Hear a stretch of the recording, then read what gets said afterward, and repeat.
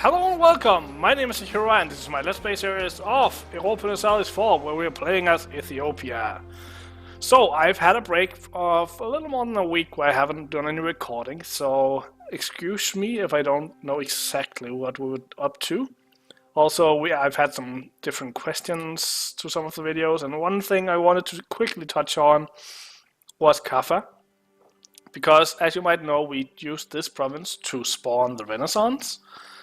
We can probably still see that it's spread to most of our country now, but we started it here, and instead of waiting for it to spread from the Mamluks, we decided to develop it ourselves.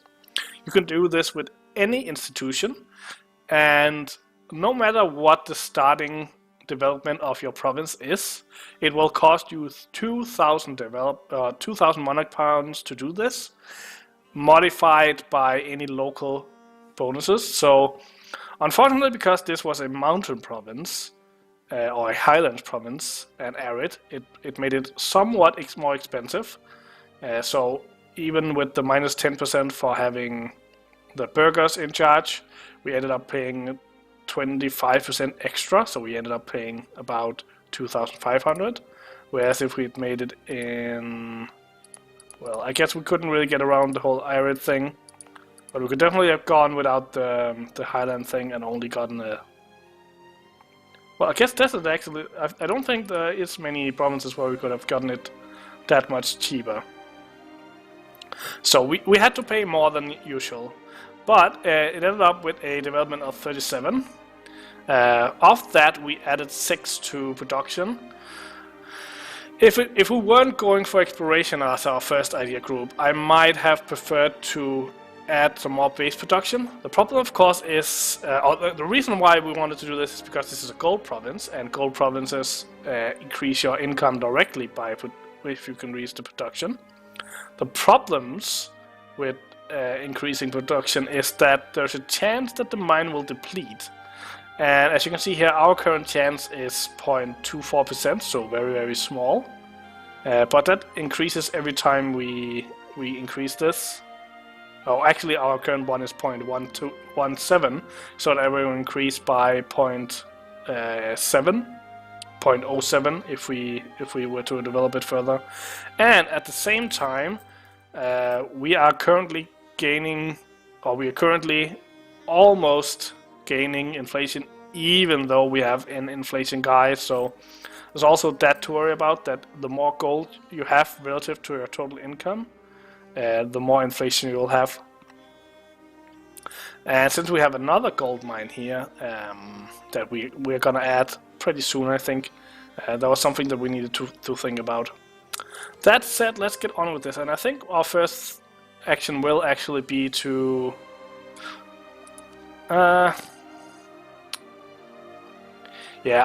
on second thought, because we actually have an extra diplomatic relations slot, so it's not like we are in any hurry to add this. And since we will end up having inflation if we get this gold mine, and since we're using our diplomacy points right now for ideas and technology after that, I think I'm actually gonna wait with these two. So yeah, we are getting pretty close to being able to attack the Mamluks. We have the possibility of getting a bigger army than they do. Of course, right now the big problem is manpower, so I think we just have to unpause and get some more manpower. I think I'm gonna try and get that last claim we can on Warsangali and then possibly take a war against him first. I think I'm gonna call this guy back. Yeah. So Mamluks are allied to Najd and Irakia, as well as Ramazan, which I can't remember where are, but we can't see them. We, on the other hand, are allied to QQ, and QQ has 20 favors, so we can get them to help us without promising them any land. They have about 17,000 as far as I remember troops, but they are currently in a war against the Persia, so until that war is done, and until they've recovered any dead day in crew, we can't really get them to help us, so we'll have to wait a little bit, no matter what. So They can probably take care of Iraq and probably also Knight, so we can focus on Mamluks alone. Importing naval supplies. Ambitions to improve our nation's navy has recently come to a halt. The Ethiopian shipbuilders don't lack ideas or plans, but supplies. Some of them cannot help but notice they claim that our neighbor has an abundance of materials that would be useful in equipping a modern navy. We try to make our fleet independent of foreign support, but if these policies stand in the way of progress, perhaps we should import just enough to test the new shipbuilding techniques. So we can get the sexy diplomatic power or 2 mercantilism. I will definitely get the diplomatic power because we are using that. If we were a trade nation and we didn't immediately need the points, 2 mercantilism is worth 50 or 100 points if you have to go and buy it here. So you can get, for 100 points you can get 1 mercantilism, so it's in a sense worth 2 mercantilism if you were going to increase it anyway. But since we're not going to do that, definitely let's get the diplomatic power. And we got insulted, that's not nice, by our vassal here, I think.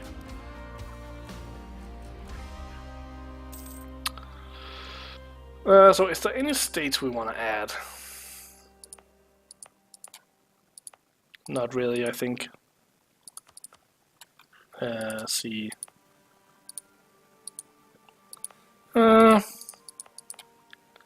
Guess this might make sense. How many can we fit? Oh, we have plenty, so we might want to add this. Oh no. Autonomy is 95%, so we won't get anything out of adding that. So let's just wait a little bit before we do that. Just gonna drink some coffee.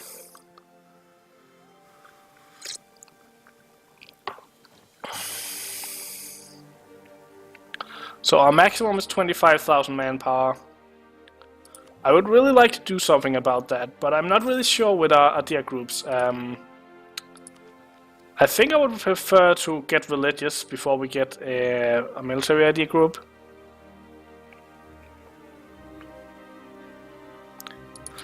But on the other hand, quantity would be pretty nice for us for the extra manpower recovery speed, cheaper armies. How is our economic situation looking? So we are really in problems with money, so that's of course because we're playing a whole 4 ducats for colonial maintenance. And we have a +2 advisor because we kind of needed him for the inflation. It will help a lot once we get access to Alexandria and can actually start making some money from trade.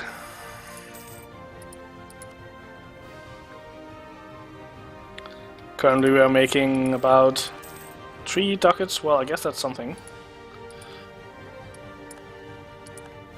And we have too much admin power, so let's just use that on development. We're not gonna include subjects. Really love this button. Then we can just sort by cost, and then I just usually buy anything that has green numbers if I can, because that means there's a positive modifier. Yellow numbers means small or nothing, and red means negative. So let's just get some development here in Axum.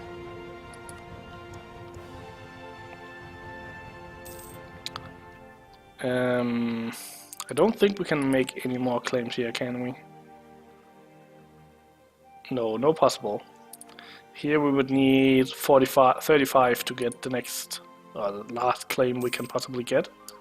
It appears our heir is now well advised. That is very nice.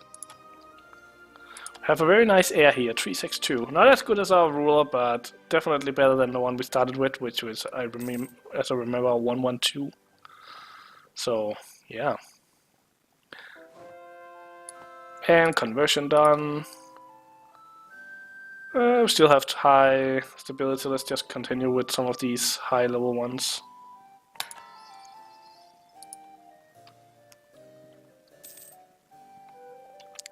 anyone we should increase? Let's just see. Let's just increase our relations with Iraq so they don't get too mad at us when we go to war. So we are regaining some manpower. I still think we take the war on Warsangali, because I think we can probably get that war done without losing too many men, and it will give us some more development to pay for armies and yeah, some more manpower increases. Anyway, independence from the Patriarchate. The dependency of the Ethiopian Church on the Patriarchate of Alexandria has always been a liability for our country. Perhaps there was once a practical need of bishops, clergy, and spiritual guidance from abroad. The expansion of the Ethiopian Church over the last 2 centuries, however, means that our kingdom is now already training its own clergymen, and there is a strong religious infrastructure in the form of churches and monasteries throughout the land. With the Egyptian Patriarchate held hostage by Muslim conquerors, we often have to wait a long time between the death of one bishop and the appointment of the next. It would be far more efficient to appoint our religious leaders from the ranks of our own clergy. So we can pay a stability to get cheaper idea cost, but only for 10 years. Or we could get 50 admin points. I guess I'm gonna get the admin points. And our king died. And we have a fairly okay ruler. So again, a 3-3-3 or a 9 points all in all would be the average. So this is okay. I'm definitely not gonna pay to reroll this. And I'm thinking by the time he gets to be our king, we'll probably want a diplomat or a military idea group. So with this guy having a very low military score, I think we're definitely gonna go for admin idea group next. So we're 1 year away from getting the next, or being able to get the next tech 4 with our modifier. So let's just spend a few more admin points here, getting some more income. And yeah, let's just get the royal barriers there. Which means that we got a consort, which is like, okay, I guess 2-3-3, little bit under the average, but at least we now wouldn't suffer regency. Guess we could also start fabricating against Oman, for example. I guess if we... oh no, he's not. You are allied with Knight and Iraq. You're just married to Majas, so that doesn't really... no, guarantee an independence. Okay.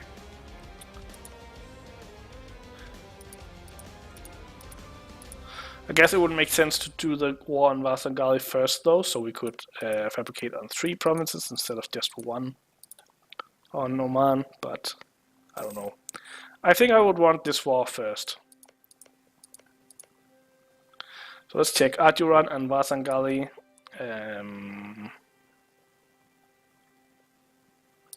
Probably easiest to do country. Warsangali has 5,000, Aduran has 8,000, so we have 13,000 all in all.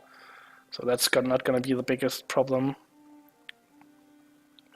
And I believe we are... no, we are only rivals with the Mamluks at this point, so no point for us by taking that.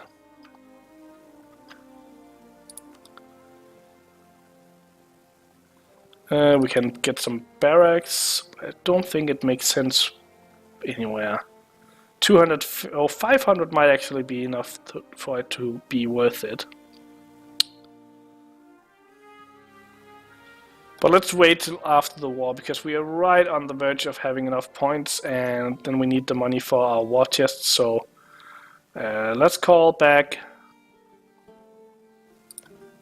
Make sure you're not in a war. Let's get this guy, and we send him afterwards. We also should probably have done this earlier, but let's raise maintenance. Move you here. I'm thinking we should probably even do this. Move them in and then have an army here that we can walk behind and do some occupying with. Have this be our assault army. Might as well take the claim.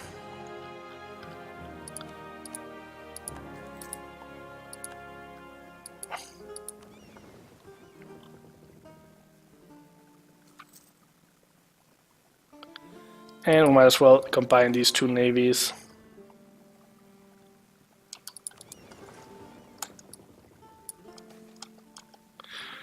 Fort siegability, definitely siegability, especially when we're going into an offensive war. And we've lost our explorer, which is kind of annoying. So I guess once we get a province down here, we'll have to hire a new one. Anyway, let's send him back to protecting trade in Gulf of Aden. Our Master of Mint died, which is a problem. And I don't think we can fabricate a new one. Can grant new oil companies, let's do that. So we'll just have to hire a +1 guy, national tax modifier, which means that our inflation is now increasing by 0.8 per year, which is bad. Anyway, let's declare this war. I think it is time that we do this. Malindi. Who is this?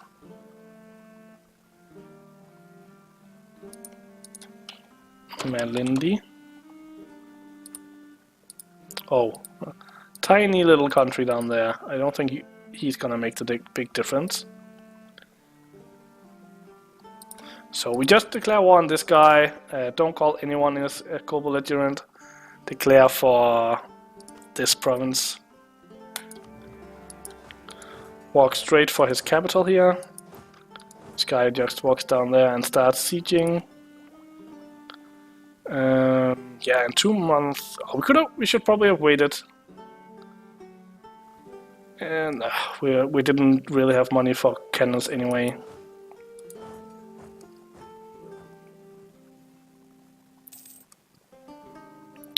So we got a colony that sent the colonists. So we still can't get there. I'm gonna wait until this colony is done, so if I can get both of these islands, because they had pretty high development. Maybe this island though, and this one of these.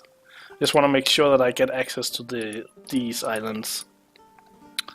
So let's see.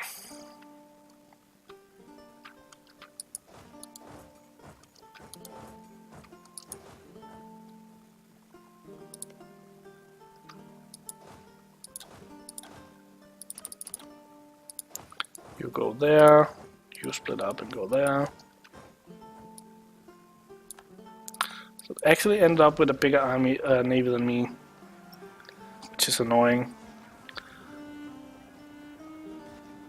It's mostly transports, and I still think, oh, definitely lose this. Just get away.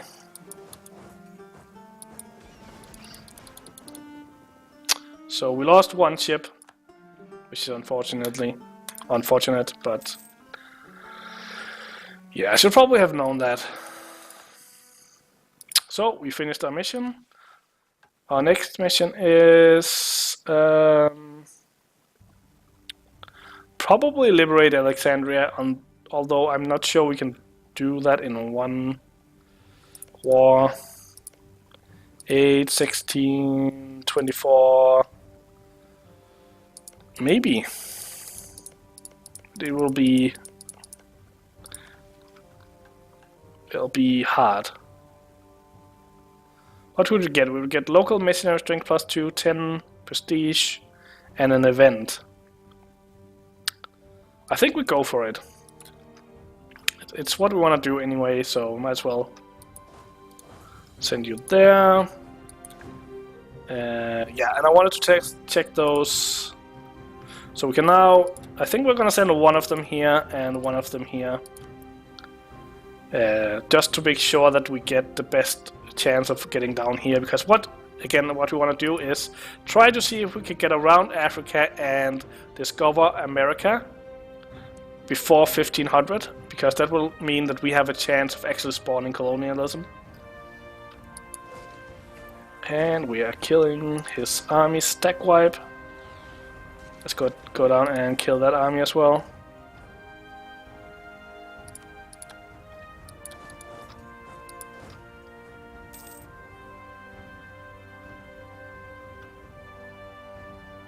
Wonder where he's running to.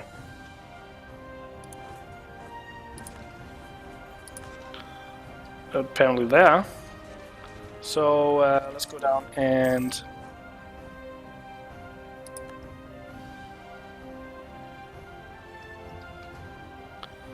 he does not have siege, so there's no reason to. I think we gotta send one more guy to this province just to make sure.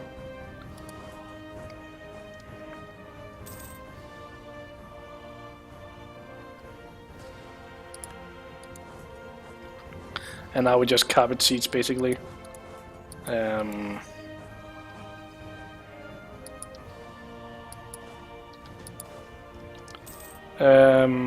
Ooh, 50 admin. I think it's just a bonus from our consort. 50 admin points. Oh shit! I should have checked my max or my actual value first. But let's just take tech. We will now probably get we'll get unbalanced research. So we need to do something about that as soon as possible. Somehow we are making money. It's probably because, it's because our colonists haven't arrived yet. Let's do this. Send these guys up here. And you guys.